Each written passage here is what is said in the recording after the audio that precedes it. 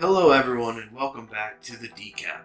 It's your boy Dominic Capalupo, and today I am joined by Anthony Marchese, Josh Rodriguez, and Bridgette Morris. We're in Delaware for the Dover race, and today we'll be talking about the NASCAR playoffs by recapping the round of 16, previewing the round of 12, and we'll talk about our experience so far at Dover.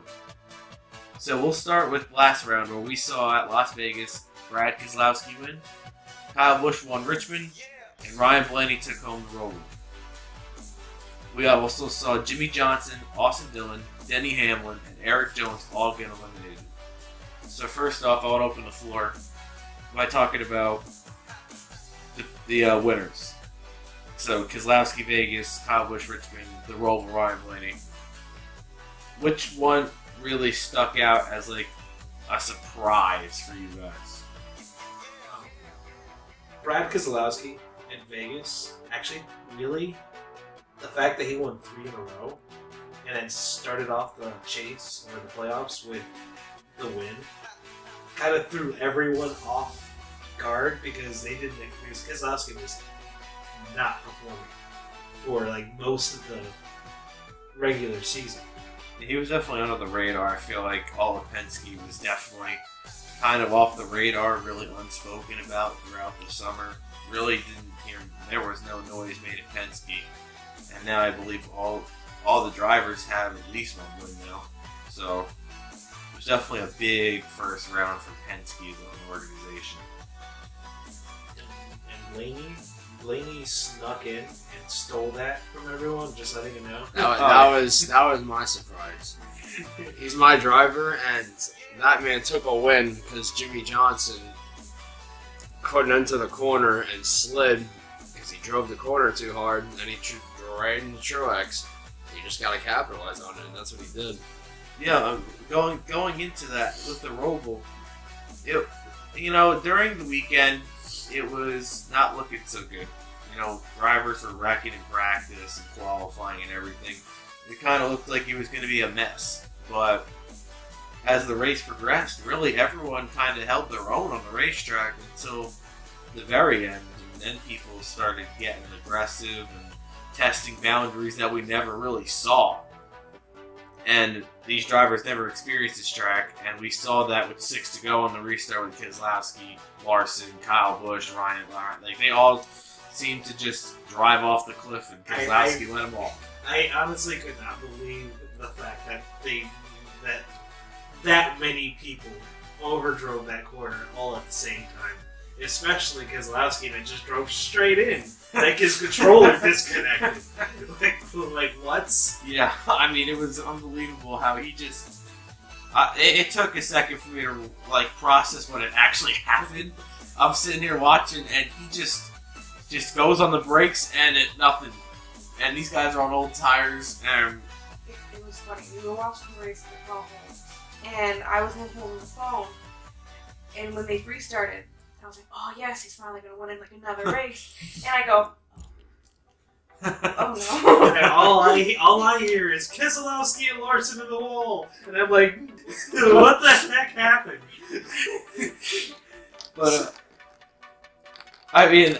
That was crazy, and then they ended up wrecking with Almirola, and they just stacked up after that too.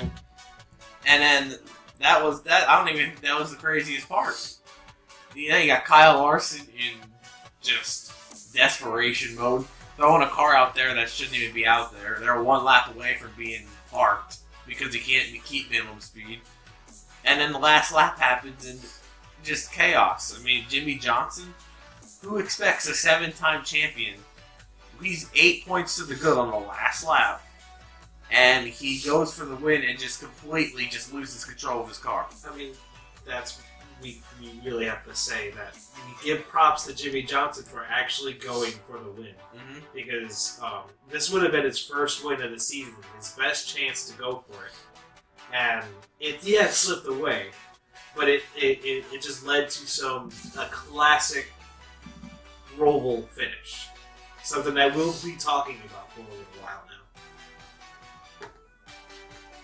Yeah, I mean, Jimmy Johnson slides in there and there's nowhere for Truex to go. And then you start thinking, oh, well, Jimmy Johnson could win this race, but no, he's got to stop his car. So that just allows Ryan Blaney to take the win. And to be honest, I didn't even know Ryan Blaney was third at the time. He got caught up in the wreck with Larson and Keselowski. I thought he was somewhere in the middle of the pack. And then all of a sudden, Ryan Blaney emerges as the winner. I couldn't believe it. The only way I saw that coming is because, looking back at it, he had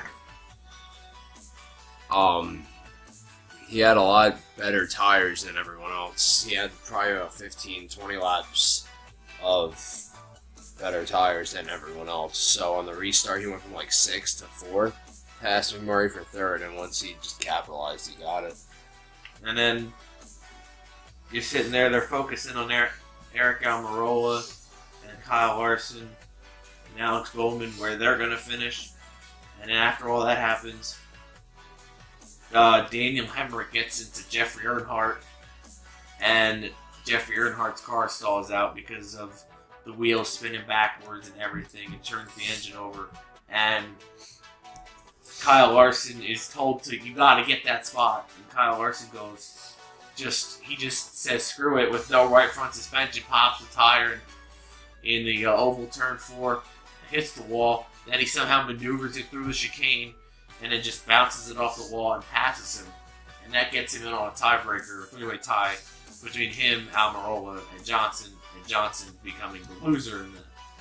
And I do have to give props to Jimmy Johnson. Obviously, winning was very important. I don't know if I would have done that personally, knowing where I was in the points. But the way he had to sit there in front of the media, right, like he literally got told, oh, you're out. And he handled it like the 7-time champion he is. He didn't once snap on anybody. He took it and knew it was on him. And he didn't have any regrets. And he just took it as it was, as how you really have to. Well, when you're in that position where the leader's right in front of you, last lap, last corner, even if you had in the back of your mind that you were in the chase, wouldn't you still have gone for that checkered flag? It is a big race, the first Roval race. It's a very big, milestone in this sport, and obviously I think it does have some significance. Jimmy Johnson's got a 52 race winless streak. I think a lot of factors played into what happened, and I can guarantee, half the drivers in the field are gonna do that same move. I mean, he wanted to win, and obviously he can't control the car just wheel hopping out of control on him. It's like the wreck with Keselowski. Like, they were all trying to go as deep as they could into turn 1 because they didn't want to lose any positions. They needed to gain as much as they can on the restart, and they just didn't know. They never had any experience. I kind of think that experience played a factor and didn't into the Roval. It was just like, it was weird because it was a new track, but then you also had some of the guys that were always up front, but then they also made the mistakes, so they didn't have the experience for that part. But they had the experience of running up front at other road courses. So either way, it came into play, and I just feel like it was a survival match.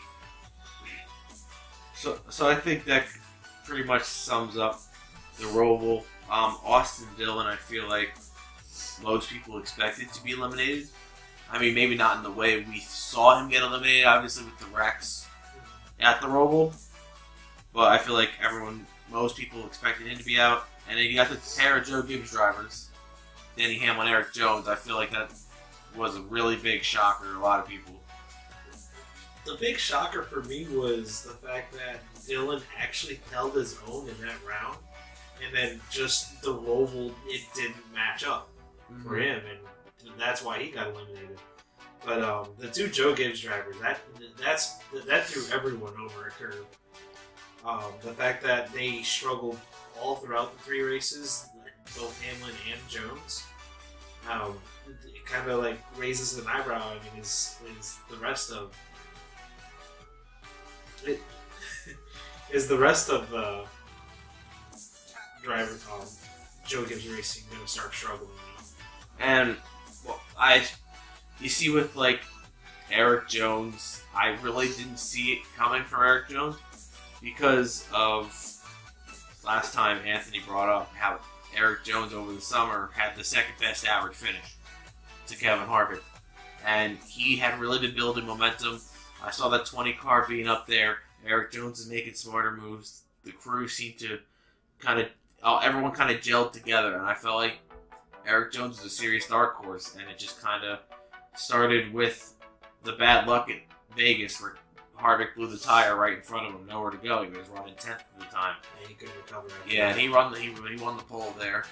And then Richmond, they kind of just ran mid-pack. They ran they got 11th.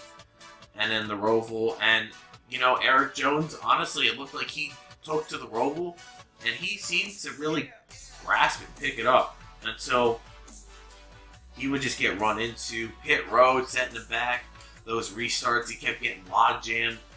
The only mistake I really saw Eric Jones make all week was hitting that turtle into the barrier. Other than that, Eric Jones seemed to be one of the best drivers at the track. That barrier was a nuisance. Yeah, that I don't know what they were thinking. Honestly, that was out more than Sonoma.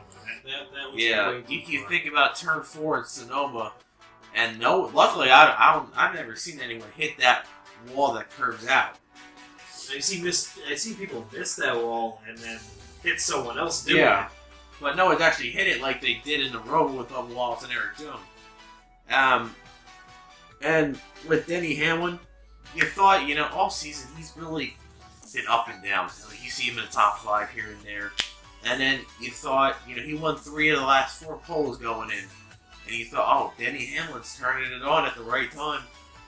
And he would just run 10th to 15th again with the poles. And then Indianapolis came and he had a shot to win. That late caution came out, didn't help him because Keselowski had the tires and he couldn't hold off the tires with 2 to go. But you thought maybe, okay, he finished 2nd or 3rd and Denny Hamlin is ready for a run. Then at Vegas, they missed it. He was going to run 15th until he spun out, hit the grass, tore his whole front end apart. Finished 31st there. And at Richmond, when you go to Richmond, you think Denny Hamlin as a top favorite runs 16th. That's way off for that team. And then the Roval comes and he just couldn't figure it out. Right? Nothing worked for him. Something I have noticed when it comes to Hamlin. I think we've all noticed it. When it comes chase time, he'll be fine all season. But when it comes chase time, it's like the flip is switched and the team doesn't know what's going on. I can agree with that, but not this year, because he's been irrelevant all year to me. Maybe except for a few top 5 runs and then the polls. But he's, in general, if you look at all the stats, he's having one of those irrelevant seasons where a lot of drivers have that. Jeff Gordon had it a lot. Jimmy Johnson's having it this year, just like Hamlin, in my opinion. Greg Biffle had it. He was 2008. He was great. What did he do in 2009? Nothing. 2010, he came back a little bit. And so it's like, I feel like next year he'll be a lot better, but this is just an irrelevant season for him. Yeah. And with that, we'll transition into the next round, the round of 12, where we'll see Dover, Talladega, and Kansas. I want to start by your guys' predictions for winners for these races. We'll start with Dover. I think this is the race that Kyle Larson needs to win, and I think he's gonna finally do it. I agree. I completely agree with that. I think it's time for Kyle Larson to put one full race together, and he's been so close at Dover before, and I think he's the monster always in one now. I have to go with Harvick. I just feel like sweeping it and having one of your best career seasons, having the breakout year of your career at his age, and sweeping Dover and moving on to the next round. He obviously has enough points, but I feel like he can easily sweep it. Okay, we'll move to Talladega. I mean, there's not much. Vegas is a crapshoot. There's not much here we can really predict. Matt Benedetto. I mean, if Joey I had to pick Gase. someone, Yes, there we go. My boy Gates. if I had to pick someone, I'd probably. It's so hard to bet against a Penske guy there. I feel like they just seem Brad to always Keselowski. be there. I mean, Brad. That's my Keselowski's pick, on. Brad I Keselowski. think I gotta go with Brad Keselowski. I It's just- am to go with Brad too.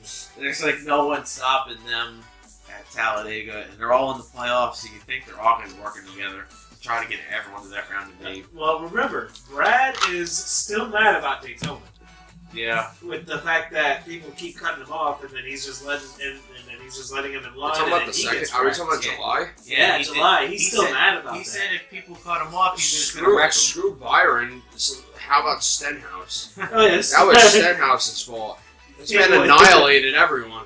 Yeah, he just Took He out- still couldn't get a top 10. damaged 35 cars, took out 25. Thanks to him, I'm a Gates fan. Yeah, he is just Damn. not very good. I feel like He's going to determine the elimination part of the next week after Talladega. and then we'll leave that to Kansas as the elimination race. I think that race is a redemption race and if these two guys haven't won by then, I think it's going to be very interesting. I think Ryan Blaney and Kyle Larson, they both dominated in the spring until Blaney got into Larson and really took them both out of contention. I think Kansas has really been a Kyle Larson track. It's mainly the high side. Ryan Blaney's done great there over his career, and I think that could be a race between them two. I think that might be the race that we really kind of see those two up front more than the big three. There's one person I'm going to sneak in here. I for whatever reason, because everyone forgets this guy, Clint Boyer. Even though he may not be statistically good there, he has been running consistent every week, top 5, top 10, and keeping himself in the hunt, and nobody ever seems to see this guy. I don't know who you've been watching lately. Dude, no, the thing is, he won 2 races this year. No, I'm talking about lately. Lately. He didn't do anything at Richmond. Oh yeah, Richmond, no. Clint Boyer seemed to, Vegas, I don't even remember. Clint Boyer seemed to sneak into Let's see this where he round. finished Vegas. Clint Boyer seemed to sneak into this round, and Kansas has historically been a terrible track for Clint Boyer. Even though it's his home track, it seems to have haunted him. Just can't find his way up front there for some odd reason, and nothing's really changed since he went to Star Hawks Racing. Let's see.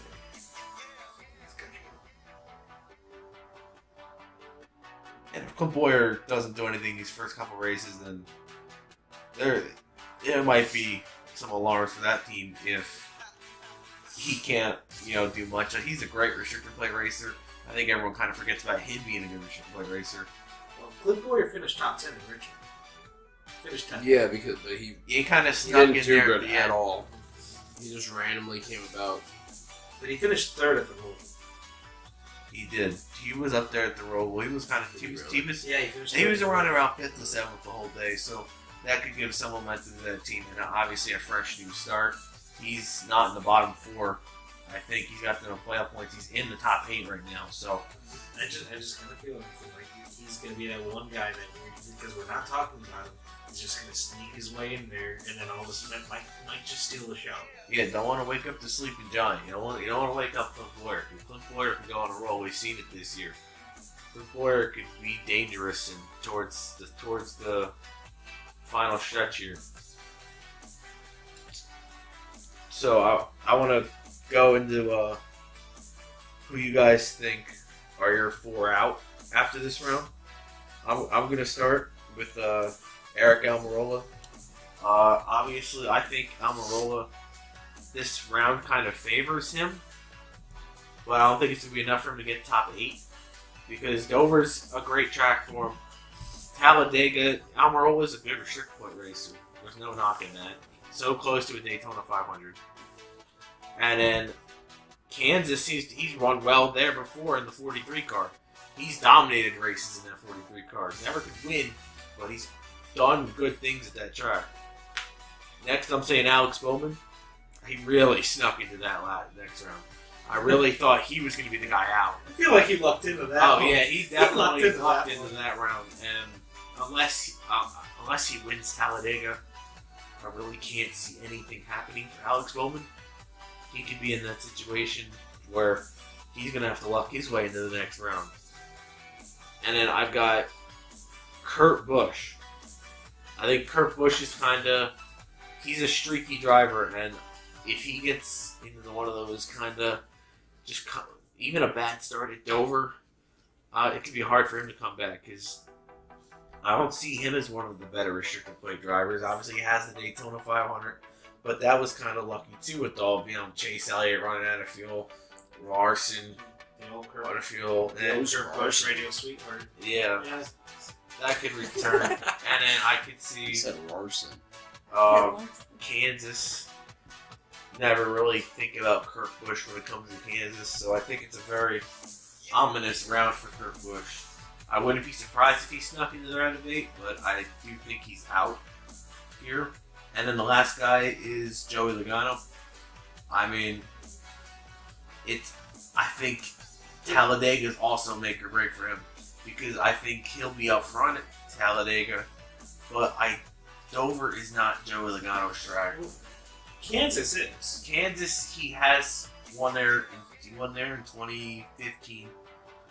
Well, we know what that led to. Well, kind of a detriment to him, almost, for winning that race. We're winning the championship that year. Yeah, and I think Logano just hasn't shown enough for me. He hasn't run up front enough for me to get him into that final 8 over the 8 drivers that go ahead in my bracket. Now, I'm gonna have to disagree with some of the things that he made. So, Almirola and Bowman, I agree with, but I feel like it's gonna be. Actually, no, I agree with 3 of your picks: Logano, Bowman, and Almirola. But I feel like one of the big 3 is gonna go out. This round. Okay, wait. You need to name the one big 3.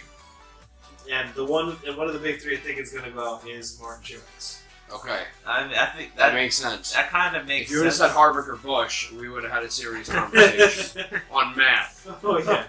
But no, Truex, not good at dating.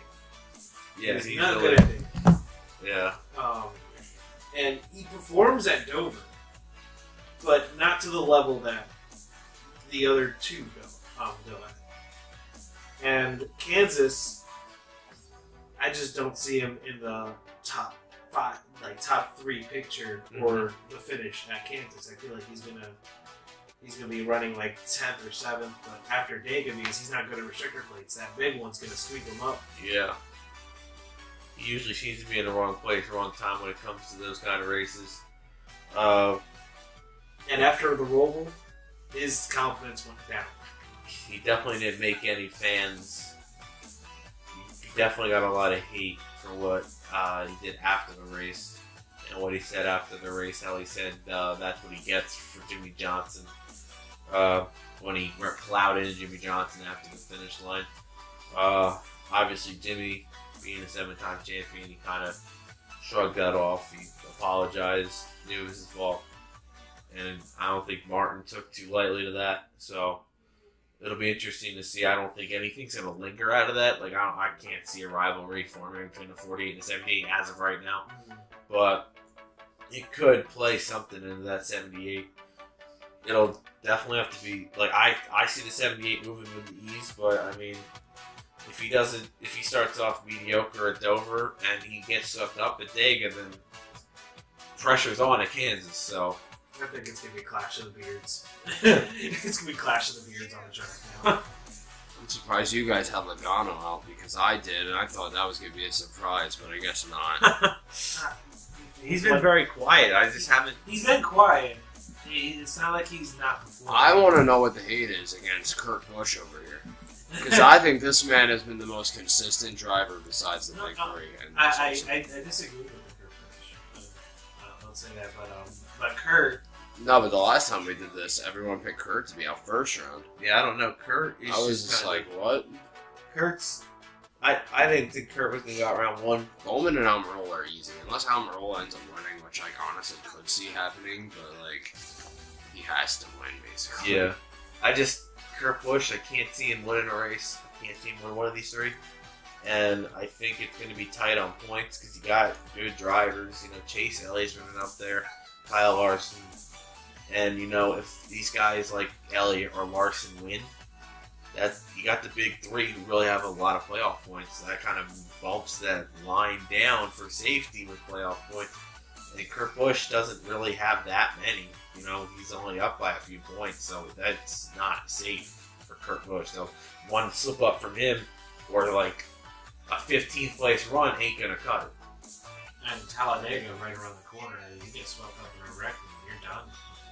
It's either your chase hope is done there, or everybody in the playoffs is just get swept up in it, and then you're fine. Yeah.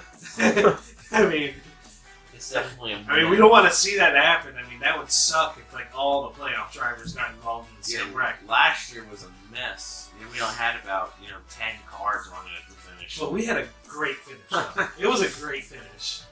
And I'm not being biased on that either. That was a last lap pass. Ryan Imola stole that one. We just got to make sure that Ricky Stenhouse is sitting in the back of the pack. I think Brad should go on his word, and hopefully Stenhouse cuts him off, and then right? Brad just turns him. That'd be amazing. So, with that, who else were you gonna have out? Almirola, Bowman, Logano, Boyer. That's all you need to know. They're not good enough for the next round. The only reason I would pick Ryan Blaney because he's not really consistent. Obviously, he's my driver, and I don't really want him eliminated, but I'm not going to be biased. The only reason I think he's going on is because Kansas easily can lead laps, easily can dominate. Not easily can win, but has a good chance. And he can get the stage points. Dega, he can get the stage points, even if he gets in an accident later in the race. It helps him on. And then Dover, he's gotten better there over the past year, which I've seen. And he got a top 10. He got 8th in the spring, so I definitely see him moving on over someone like Boyer or Logano. All right, so we'll move on and we'll wrap this up with we're in Delaware right now for Dover, and today we decided to hit the track. We had a great time, exploring some of the souvenirs, and we didn't really expect to go to the Xfinity race today, and we ended up going. Yeah, we didn't even know we were going to go to the Xfinity race. Which is the best part. Got here early, so we decided to go to the Xfinity race. It was a good race. It was nothing, it wasn't one of the best races, but it was a good race overall. With some contact, yeah. Some bent fenders, maybe some temple. The 60 car in the wall again. Well, how many times has that 60 Every single week. I kind of feel it's bad. It's like you on Heat 3. Pretty much. We kind of feel bad, I kind of feel bad for Ross Chastain. The guy, he's a nice guy. We went to the watermelon section, I'm going to make a bold prediction with that. I love Ross Chastain. I'm a big fan of him, but this is not bias. If he gets anywhere near an Alliance or in Ganassi or any kind of equipment like that, he will win the Xfinity Championship next year. If you see what he does in JD Motorsports, his teammates are Garrett Smithley, Joe Nemechek, and I don't even know. The other guy got fired. Yeah. So this man's running. He has the sponsorship with Watermelon and his services and Flex Seal and Phil Swift. So whatever he does, he gets top. I don't even remember the last time he finished outside the top 15 in that car. Yeah. I'm not counting Darlington because he dominated that race in 42 and then wrecked with Harvick. And you think, if he gets that win, that's 5 more points, and that could have gotten him to the next round. To be honest with you, and this is just my whole opinion on the whole thing. The thing that happened between Harvick and Chastain was all racing. They were just racing off the corner, not giving an inch. But Harvick rage quit because of the fact that he got turned on the straightaway, which I fully understand. Which isn't like Kevin Harvick hasn't done that one before, so. Well, he rage quit the truck series. Yeah. Because, Dylan. spoon-fed. Dylan. Dylan. I mean, I guess Austin. Ty Dylan. I guess Ty Dillon's done one good thing for the sport, but we stopped there. They had NASCAR simulators, not to be too simulators. That was in the Ross Chastain watermelon display.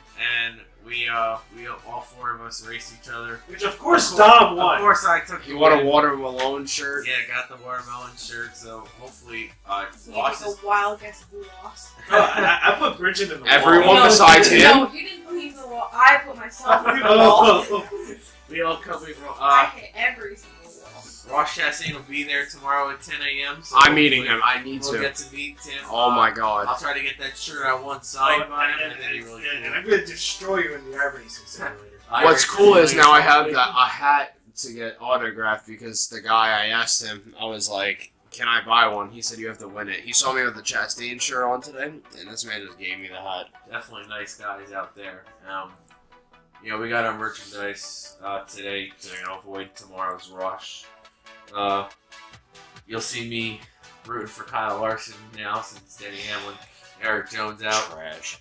And Ryan Blaney over here is a little worse. What do you mean? Joey Gase? Bridgette over here is a Gase fan. My boy Joey Gase, me and the 5 other people are really happy about him going up 4. Who are the 5 other people? His parents? Exactly. His grandparents?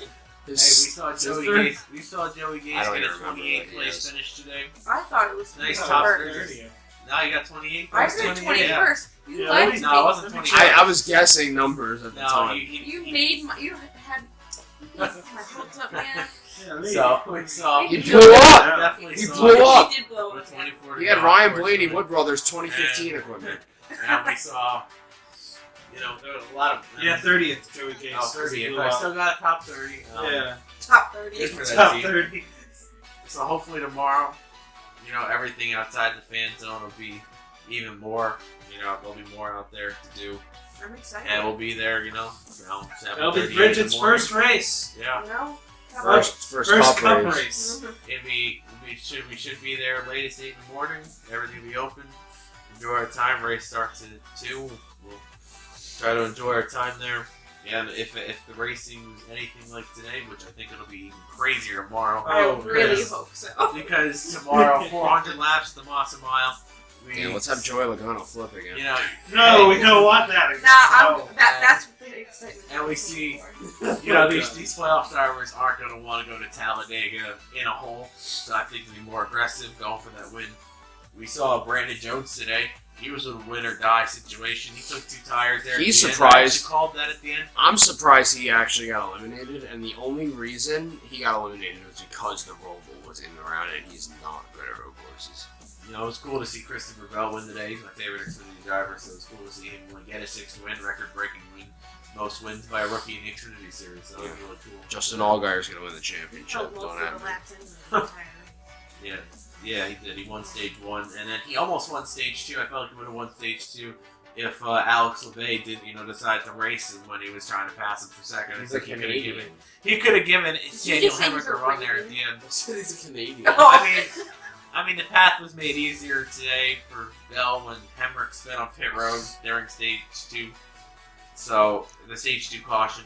So, I think that really helped Bell, even though his pit crew didn't help him at all, put him from 2nd to 9. That kid almost got turned. Hemrick almost got turned in front by of John that. Nemechek, yeah. No one had a worse day than, I think, the 74 car. Oh, Mike Harmon. Oh, Mike Harmon, yo. Apparently, Too he was slow. yelling. Okay.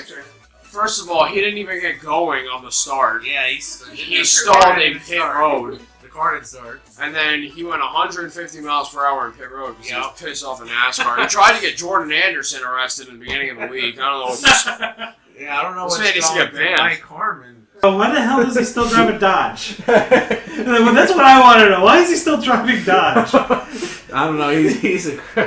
I don't know, man. Mike Harmon, you know, he's a legend for what he did at Bristol and what he survived at Bristol. What do you do at Bristol? That's probably the only remember this. publicity he'll ever get. It was in 2002 or 2003. He hit Oh. the wall. Yeah, when and the, it when split the the car car. split in half. Oh. Was I yeah, born that yet? dude? Yeah. I'll show it to you. Was I born yet? Oh, I know what you're talking about. Never mind. And he almost got hit I by thought that. that was the Michael car. Waltrip. That was also the same kind of situation, but Oh. Michael Waltrip's car just kind of disintegrated.